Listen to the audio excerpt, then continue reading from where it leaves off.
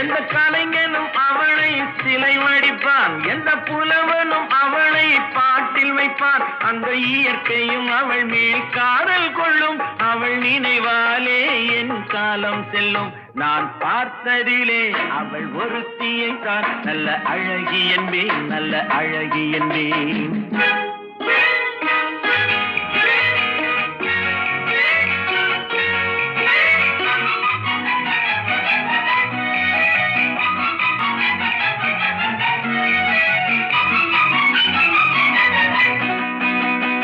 இடையோ இல்லை இருந்தால் முல்லை கொடி போல் மெல்ல வளையும், சின்ன குடை போல் விரியும் இமையும் விழியும் பார்த்தால் ஆசை விளையும்.